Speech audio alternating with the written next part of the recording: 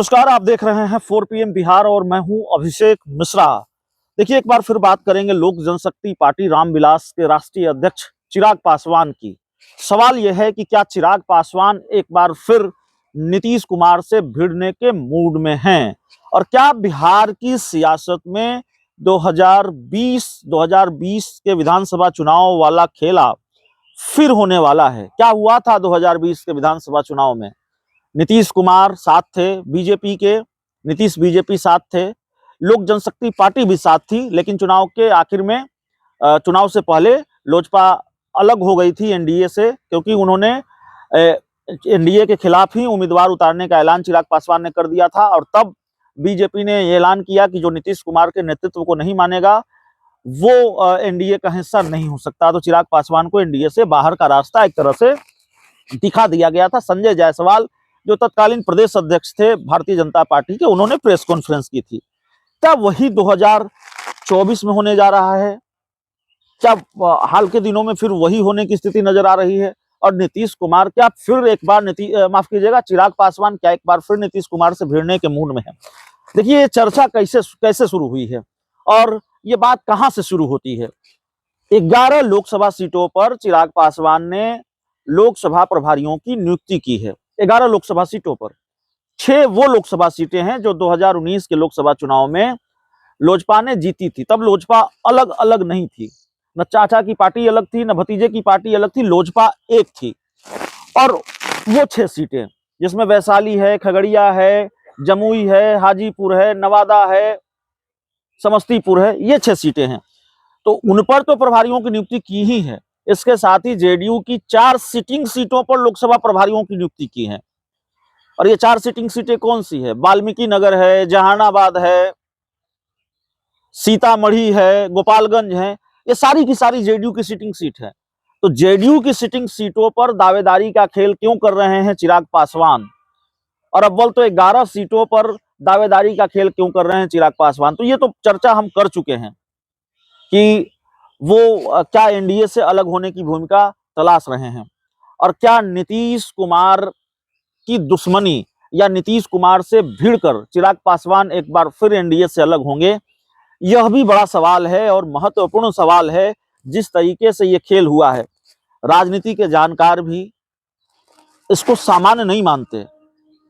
चिराग पासवान ने अगर 11 लोकसभा सीटों पर प्रभारियों की नियुक्ति की है तो यह सामान्य घटना नहीं है। इसका मतलब यह है कि चिराग पासवान कुछ तो सोच रहे हैं। कहा तो यह जा रहा है कि नीतीश कुमार एनडीए में आए हैं, उससे चिराग पासवान बहुत सहज नहीं है और यह दिख भी रहा है, बहुत सहजता की स्थिति नहीं है।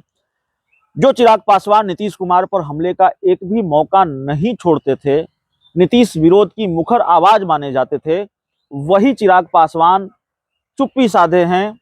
उनको चुप रहना उनकी मजबूरी है और जाहिर तौर पर जिस तेवर में वो नीतीश कुमार पर हमले किया करते थे, उस तेवर में तो अब नीतीश कुमार पर वो हमले कर नहीं पाएंगे।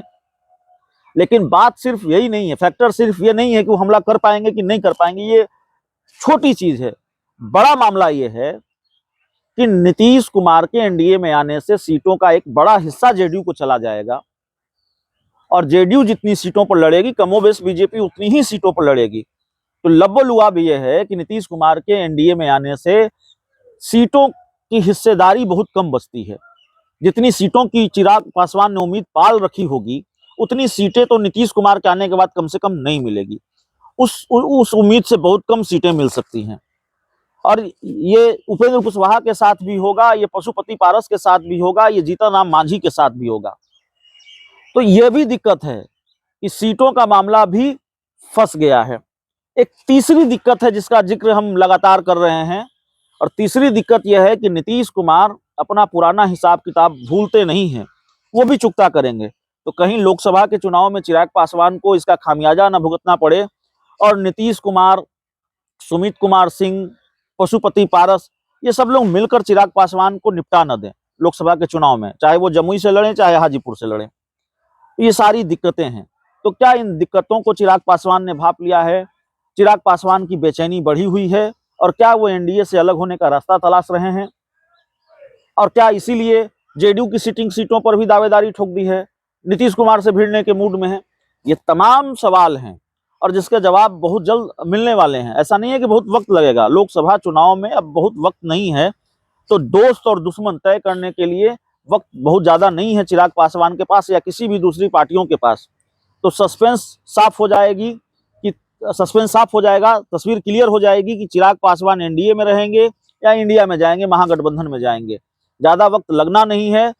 जो सक्रियता है, जिस तरीके का घटनाक्रम है, वो इस अंदेशे को जन्म देता है कि कहीं चिराग पासवान महागठबंधन की तरफ, इंडिया गठबंधन की तरफ तो नहीं बढ़ रहे हैं। बहुत बहुत धन्यवाद।